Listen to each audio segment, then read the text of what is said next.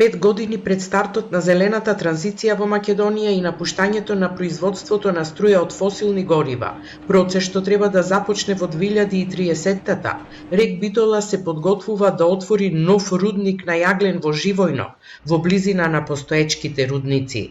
Најоптимистичките најави се дека активностите ќе почнат 2026, а подготвителниот период ќе трае 3 години.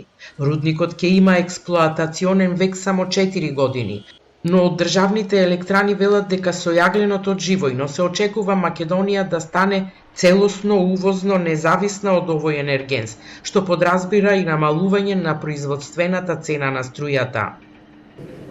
Значително, односно во цела мера ќе се покрие производството од сопствени ресурси. Ќе се напушти набавката на увозен јаглен, што е со релативно висока цена, што има директно влијание на крајната цена на електричната енергија. Со тоа ќе се пренесе исто и на социјалните аспекти и на економските аспекти во државата. Но, колку ќе загадува новиот рудник и колку ќе чини здравието на населението во неговата близина? Дали државата, ако заштеди на цената на јагленот, од друга страна ќе има финансиски импликации врз здравствениот систем? Министерството за животна средина денеска на јавна расправа ја презентираше студијата, која ја изготвија надворешни експерти. Во овој документ се наведува дека рудникот ќе има ниско влијание врз загадувањето на површинските и подземните води, а нешто поголемо, но не високо, врз загадувањето на воздухот. Што се однесува до влијанието на воздухот, се очекуваат нормално негативни влијанија како резултат на емисијата на прашина предизвикана од рудничките активности на копање, транспортирање, одложување и така натаму.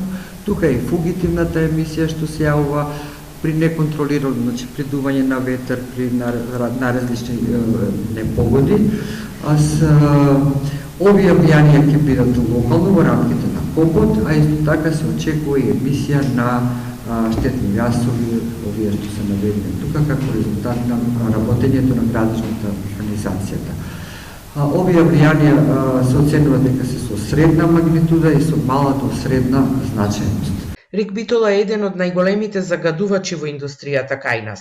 Електростатските филтри на блоковите во комбинатот кои треба да ја намалат емисијата на прашина во воздухот не се реконструирани над 40 години, односно од постоењето на комбинатот.